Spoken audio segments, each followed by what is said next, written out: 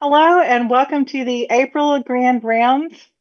This is session 2. Dr. Northrup, would you like to say anything before we get started? Yes, please. Welcome, everybody. I'm so thrilled that you've decided to join us this evening. You will find this slightly different than the last several months where we talked about actual case presentations. We have two important topics for you, and you'll get to hear from Dr. DeVoll and myself. But Christy, you've got a whole bunch of admin stuff to do first. Okay, thank you. First off, this session is being recorded. We do have to put in a disclosure if we have anything to disclose for our speakers. So this is our statement for our accreditation that none of our speakers have any prohibited relationships to disclose. If you are watching the recording at a future date, we cannot give credit for watching the recording on YouTube. Those are there just as a reference for people to go and look at, but we will not be able to grant credit for those. And that's it for me. I'm going to go ahead and turn it over to Dr. DeVoll, and he's going to talk about the new requirements for U.S. agents for service. Dr. DeVoll. Thank you very much, Christy. So I have the privilege of presenting this to you. Some of you may be wondering why we're doing this, and so that's the idea behind this, is to explain a little bit about what's going on. And it's a relatively new program, but it's been in the works for a couple of 3 years, and we'll explain why this is important. Many of you may never actually be involved with this, but it's primarily only if you have pilots that you are dealing with who actually live in in a non-U.S. country. Next slide, please.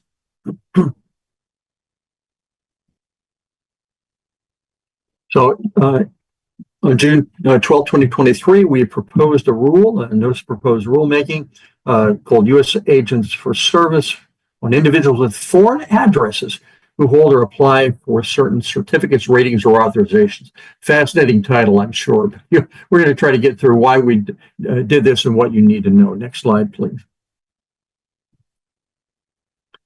So I'm going to go through the background behind why we're doing this requirement, and again, try to keep it down to what you need to know. So in summary, starting April 2nd, applicants will need to designate a U.S. agent for service, and certificate holders by July 7th will need to do this if they have a foreign mailing address but no U.S. physical address of record on file.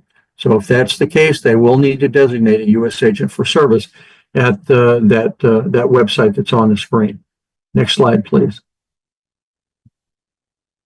So as of July 22, we had about 15,000 individuals. Now, this isn't just airman medical certificate holders, but individuals holding FAA certificates, ratings, authorizations, whatever, that had a foreign address but did not have a U.S. physical address of record on file with the FAA. Now, if we send service of process documents that compel some sort of compliance, or those documents require administrative or judicial review, then international service requirements are triggered under some multinational treaties.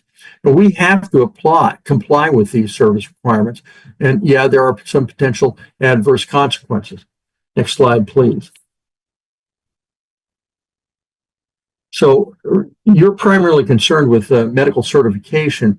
So letters from Office of Aerospace Medicine include all denial letters, withdrawal of special issuance authorization letters, re-exam or request of information letters, lack of qualification letters where we're referring someone to legal, and letters of investigation. So these are things that we send out. Now, in addition, our FAA Legal Department, Office of Chief Counsel, will send out civil penalty letters and emergency order of suspension or revocation letters. So these are the kinds of documents that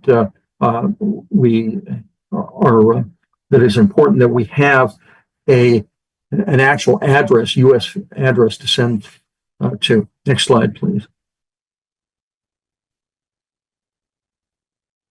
So the service requirements, unfortunately, can result in significant delay of service. So sometimes by going through the requirements of these international obligations, it may take up to a year for a letter simply denying someone their medical certification or some other letter to actually get to the recipient. It also imposes additional cost to the agency and may be up to hundreds of dollars per letter. Now, we send out tens of thousands of letters a year, so this can add up quite quickly.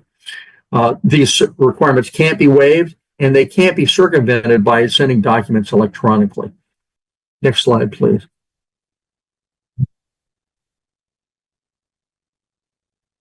So a U.S. service agent for service is any adult age 18 or older with a U.S. address who the individual, in this case the airman or pilot, designates to receive FAA service mail on their behalf. What are U.S. agent addresses? An address in a state or of the United States, District of Columbia, or any U.S. territory or possession. Now, there are exclusions. Can't be a post office box, as opposed to the airmen may have their own personal post office box.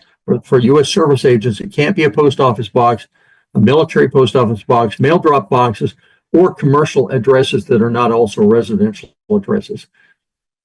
So it's real important to block down there in yellow that we consider service of an individual on an individual's U.S. agent to be the equivalent of servicing directly to that individual. In other words, when we send a letter that goes to the U.S. service agent's address, that's the equivalent of the pilot actually getting the letter themselves. So this is kind of an important or big deal. And that means that the agent must be willing to do it and do it in a timely fashion. Next slide, please. So getting into what the individual, the airman, needs in order to designate a U.S. agent, they got to ensure the agent is available to receive documents, and that they almost must immediately transmit the documents to the individual. Now, how that happens is up to the arrangement between the airman and the U.S. agent. So that could be electronic, or that could be forwarding the mail. But bottom line is that's an arrangement between the U.S. agent and the airman. And they got to ensure that the agent understands what their responsibilities are and that they're competent to perform those responsibilities.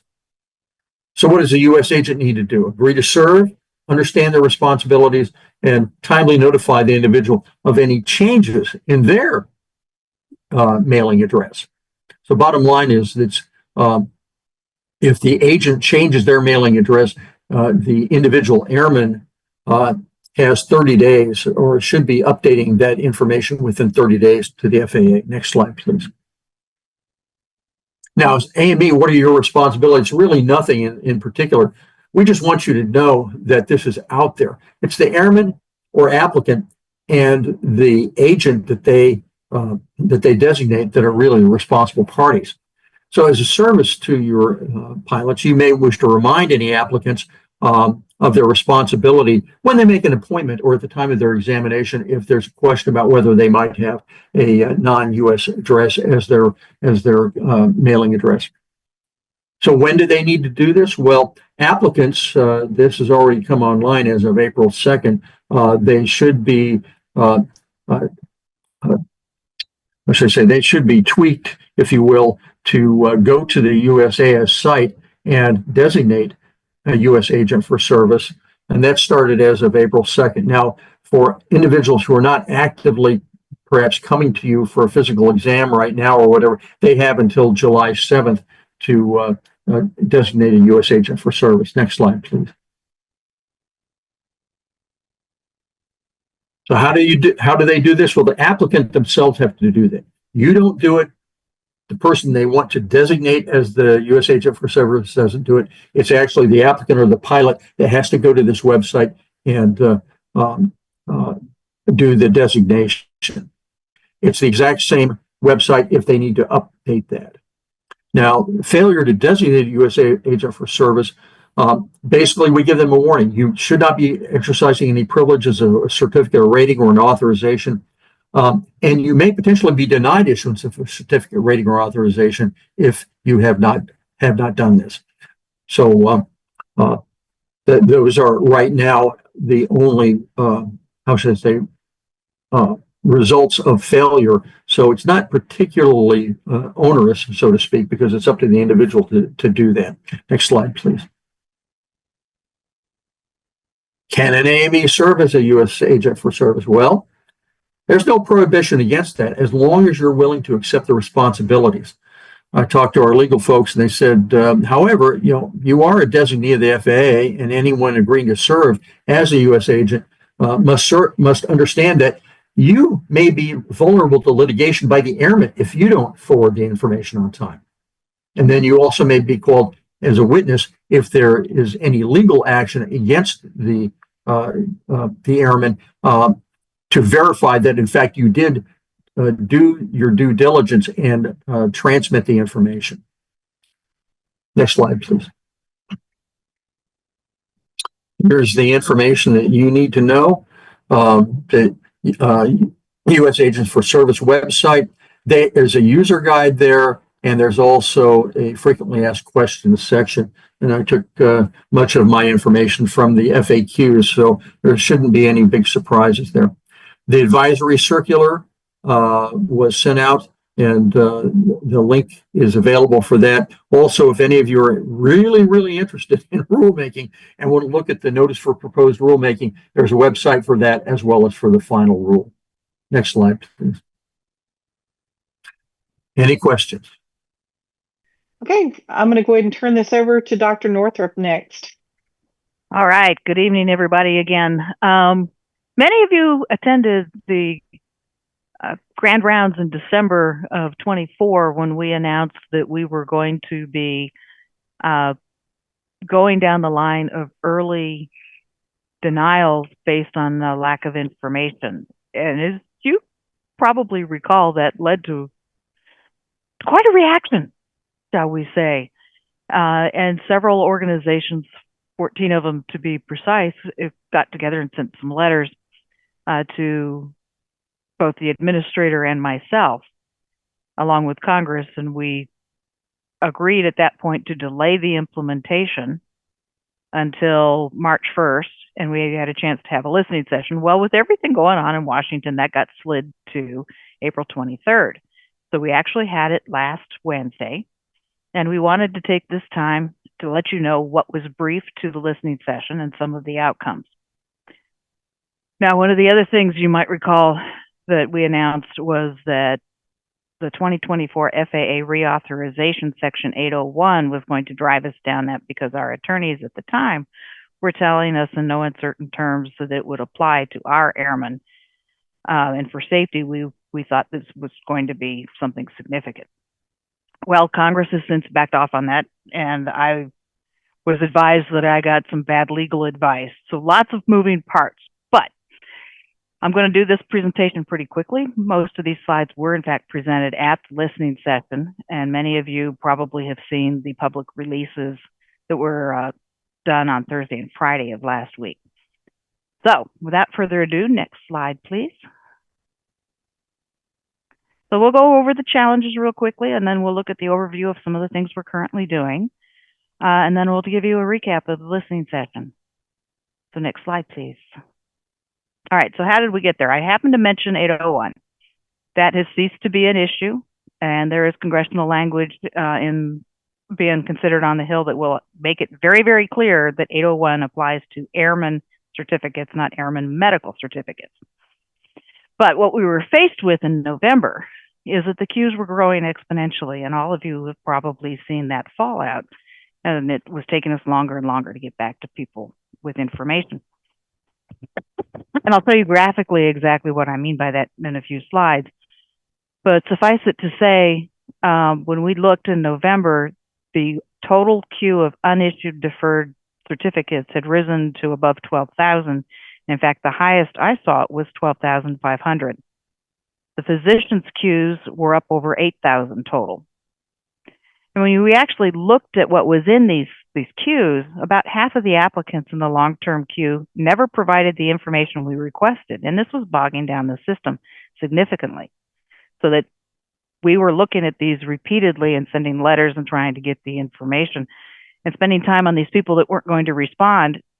And at diverted our attention from the people that already had complete packages. So we were trying to figure out how we could get the right people in the right spot, and we're paying attention to those that have already had everything in our system. All right, next. All right, so I said thanks. I said applications were at an all-time high.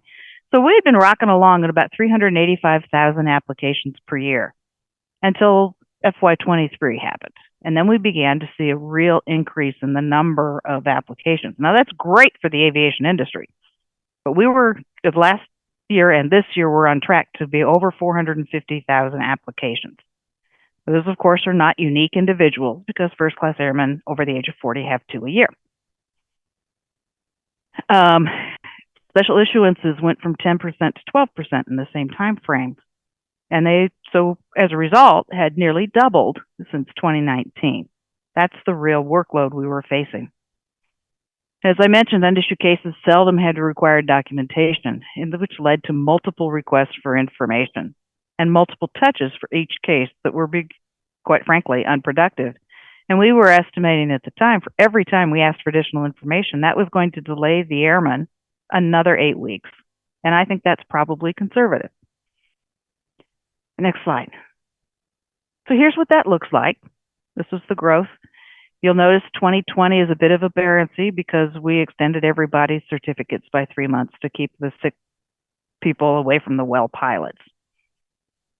But that's a pretty significant growth, particularly in the blue bar, which is our first class. A lot of the increase was in first class people under the age of 30, because the word went out and young people really listened and began looking at aviation as a career. Great for us as a nation. Next slide. But this shows the FY20 to 24 increase in special issuances, if you will. And you can see the class 1s were the biggest growth, but there was growth in class 2 and class 3 physicals too. Next slide. All right. So what are some of the things we've been doing? One of the biggest things we've been working on is an improvement in the educational resources in MedXpress. Coming out of the mental health and medical certification ARC, Aviation Rulemaking Committee, we had this epiphany that, you know what, we need to do a lot better at getting the right information into the hands of the applicants early in the process. So we've been working since then to add educational items into MedXpress. So right now, you're probably well aware that the first screen you get when you log into MedXpress is, oh, by the way, you're entering a government computer system and here's the rules of the road. The next page says, so you're ready to start an application, push this button. In the very near term, that page will change to, are you a first-time applicant? Or have you had a significant medical change since the last time you submitted an application? If the answer to either of those is yes, we strongly encourage you to go to, and it'll list a very slick pamphlet put together by some of our interns on how to use the Guide for Aviation Medical Examiners, a link to the Guide to Aviation Medical Examiners, and a link to the frequently asked questions. The hope is that those individuals will go and get educated so that they know what to bring to the AME when they have their exam and the package is complete when the AME submits. I'm going to harp on that a little bit more as we move through this. It's ready to go. I'm just waiting for the approval since it's outward facing from the process that we'll go through. All right. At the same time that was going on, the 2024 FAA Reauthorization Act has 2 sections that are important. Oh, Brett, I see your note. By package, I mean all the documents that we're going to need based on the diagnoses. But at any rate, Section 411, Aeromedical Innovation and Modernization Working Group has been stood up, and we're starting to divide the information or the tasks among the group members. So the Aeromedical Innovation and Modernization Work Group is an FAA industry team that's tasked to review airman medical certifications, decision-making processes, policies, procedures, and make recommendations to modernize what we do and how we do it. Because we're all aiming for timely, efficient certification of airmen in a transparent manner while ensuring that the pilots meet the physical standards to operate an aircraft safely. It's all about safety, but we want it to be timely and consistent. Next. There's a part B to 411, and that's the mental health task group. Essentially, they've got a few different tasks specified by Congress, but we're going to take the leftover recommendations from the mental health ARC and move them into this task group. It's a very robust, made up of people from academia, clinical practice, FAA folks, and they're already starting to hit the ground running. All right, next slide. At the same time, there's a section 413, which is a medical portal modernization task group. So we are getting very close to having a true portal where the airmen can see what they've submitted before. We can get information passed back and forth. They actually showed me a mock-up of it, which is pretty slick, that will allow us to use artificial intelligence to link to the AME guide as well, so that we can get the information in the hands of the pilots and hopefully improve what's going on with what the AME can see for the individual airman. Lots of stuff in development. I've learned terms like low code and all kinds of stuff, so it's really exciting what's happening there. Next slide, please. So we've been doing an awful lot in the last 4 months in particular on our side to try to make sure we're getting things through. At the end of the summer of last year, I was finally authorized to overhire physicians, and we implemented an expedited training program for the new physicians. And this is the result. So just to talk you through, the dashed line onto the blue line is the total number of unissued deferred cases. And since I had to write these slides 2 weeks ago, we started above 12,000, closing in on 12,500. As of 2 weeks ago, it was under 9,000, or it was 9,840. Since then, as of this morning, it was just over 9,100. So we've continued to drop there. The green bars are the number of new cases that were deferred to us. The blue bars are how many we managed to disposition. So since the first of the year, we have been dispositioning more than we've been receiving. All good news. In fact, as of last Thursday, we got the general review case for physicians, that queue, which had been at 6,000 at the middle of January, actually down to 0. And as of when I logged on here, the only cases remaining in the general review queue for physicians are those that were transferred into that queue today. So we've worked all the old ones. The overall physicians fetch queue has dropped from 8,000 to just under 500. So positive things, we're going to keep going that direction. Next slide, please.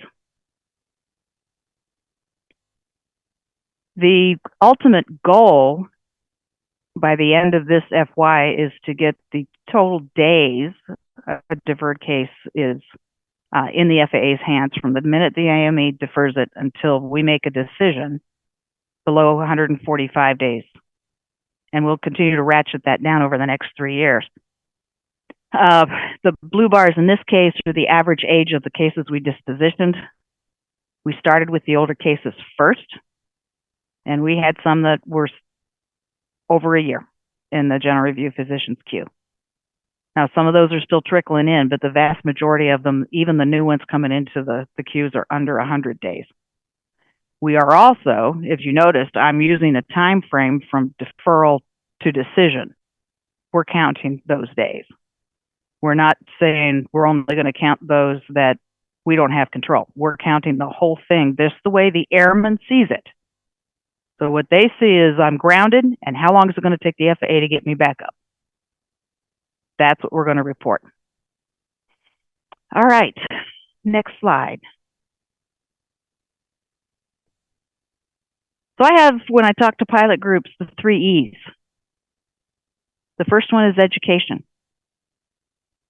So for the airmen, I really want the airmen, through the help of their AMEs or pilot advocacy groups, to be educated. So when I talk to pilot groups, I frequently will ask the question, how many of you are pilots? And they all hold up their hand just about. There's always a few hangers on that aren't pilots, just in there to listen. And I ask a few more questions. Hey, when you got ready for your check ride, did you go take some extra flights with a flight instructor? Oh, yeah. Did you get in the regs and make sure you understood the regs that applied to your particular certificate that you're going after? Of course I did. Did you practice orals? Did you go look at whatever they replaced the practical test standards with? I'm dating myself. Yes, of course. And then I'll ask, how many of you have an airplane? About half the people in most of my audience have airplanes that they own. When you get ready to change something in your airplane, you got to file a 337. Do you talk to a mechanic? Do you go to an IA? Do you look in the regs to see what we need? Do you read the instructions to fill out the form? Well, yeah, of course.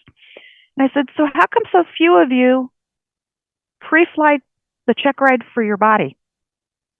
This information is outward facing. The AME guide, it's not easy to search. I get it. We're working on it. But you can get smart before you show up to your AME. And it's beginning to resonate with the organizations. In a minute, I will post in the chat, or I'll have somebody post the 14 organizations that wrote to the administrator and myself at the beginning of the year have been working real hard to develop educational checklists for their constituents. No, you can't see it, my background. But I will post it. The folks that contributed to this, AOPA, ALPA, APA, CAPA, EAA, FSANA, IFALPA, Teamsters, NAFI, NBAA. There's 14 of them, SAFE, SWAPA, and Vertical. It's an awesome piece of work and will dovetail very nicely with what we're trying to do. So kudos to the organizations that helped write it. I know a couple of the folks that were involved are on this call. And it's something to justifiably be proud of, because quite frankly, many of our airmen are going to believe them a lot quicker than they're going to believe me. I get that. So that's the big education piece for the airmen. AMEs, you're here. Thank you. This is part of it. And then we're continuing to improve the education of the FAA employee group. Now, the next E is early intervention. There have been a couple of studies that show the average American will get medical care for chest pain within 48 hours. And Billy Hoffman's work shows that the average pilot won't get the right help or get the right intervention for 4 weeks. We have to do better with that. We have to get people getting the care they need before any illness or disease pattern can get worse. So thank you in advance for your help getting the word out there to get people to get the help they need faster and earlier so that we don't get such severe disease. And then evolution of standards. We're going to continue to update the Guide for Aviation Medical Examiners. I am getting very, very close to being able to post January's, and then we'll get back into a usual cadence to get those out. And then expanding CACI's, AASI's, and the authority of AMEs to the extent that we can. All right, next slide, please.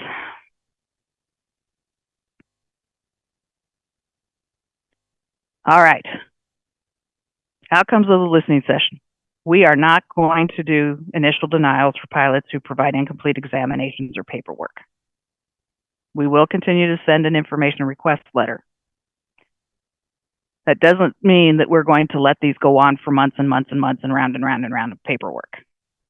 But we will not do an initial denial for people who do not provide incomplete examinations. Now, the meeting itself was incredibly positive, with lots of compliments regarding the aeromedical certification process changes we've made. Next slide. But we had some themes in the listening sessions. One of the big themes was improved communications with pilots in plain language. They really recommended the use of storytelling and interactive communication skills with the pilots based on the generation and the learning patterns that we see that are different. With reference to AMEs, they asked us questions, do we have enough? And my response was, I never have enough. So encourage people to become AMEs and let us know. So then they've turned the conversation to a bit on quality assurance. There are some AMEs that they reported to us, not with names, that are more willing to help them the pilots navigate the system in an effective manner, which is great. But please continue to help those people get educated, get smart, and provide the information we need.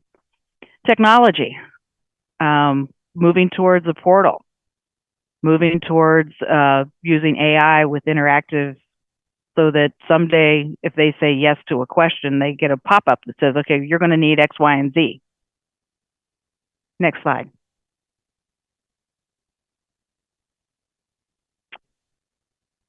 But we had a really, really clear message from the stakeholders, and that was that they are eager to help us explain how the FAA has improved the process and to dispel misconceptions about the timelines. They are very motivated to be collaborative with us, and they already developed the checklist. Now, let me see if I can put that in the Q&A, or not the Q&A, the chat.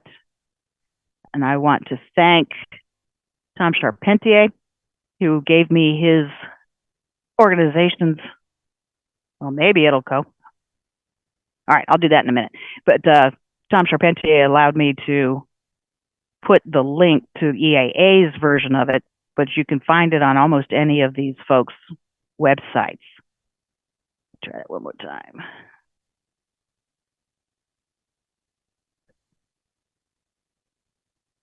All right, there. That should work. All right, next slide. And some of the ideas that came out of the listening session gave us a lot of them, but these are sort of broad groupings. The first one was to create a plain language version of the Guide for Aviation Medical Examiners aimed at the pilots. So there'll be the one that's more medically minded and one that's more plain language, aimed at our constituents. A goal to clarify the confusing questions on the medical certificate application, and even more importantly, in the instructions. So I mentioned 411, the work group. One of the first things we're going to give them is start with a blank piece of paper and what should an 8500-8 look like and include. We're going to encourage pilots to report medical conditions by providing information on how long it's going to take as we move through this process. I already had reports run, so I have a breakdown of the most common causes for denials or deferrals for each group by 5-year increments. We will be sharing that with these organizations so that we can develop targeted education. So for instance, NAFI, National Association of Flight Instructors, has the young pilot applicants, or the folks learning to fly, and the disease processes we need to worry about in that group are a little different than the 65-year-old retiring from an airline. And we can help craft those education pieces so that they're aimed at the generation and the type of individual that's flying by class. It's pretty slick. We're going to take the 20 most common diagnoses we see and develop a web page with QR codes that will populate. And if somebody has one of these diagnoses, they can go there, use their phone and get the checklist right there. And then we're going to recruit pilots to do some video testimonials on how they navigated the process along the storyline, because I heard loud and clear that they like to hear from fellow pilots on how this thing worked. All righty then. Thank you for that, Dr. Northrup. And I just want to do a shameless plug, as always. If you have suggestions for the AME guide improvement, you can send an email to ameguide@faa.gov. Keep in mind, this box, this email inbox does not answer case questions. So do not send case questions to that email address. As a reminder, you cannot get CME credit for attending both sessions in any given month because it is the same information. And also, as a reminder, we cannot give credit for watching the recording at a future date. We can only grant credit for if you're attending the live session. We frequently get asked, when is the next Grand Round session? Unless there is a holiday, Grand Rounds will always be held the last Wednesday of the month. So you can mark that on your calendar. We do send those invites out probably about 2 weeks before the session, but they are the last Wednesday of the month. Session 1 is held at 12 o'clock noon Central Daylight Time. Session 2 is scheduled for 7 o'clock p.m. Central Daylight Time. Thank you all and have a great evening.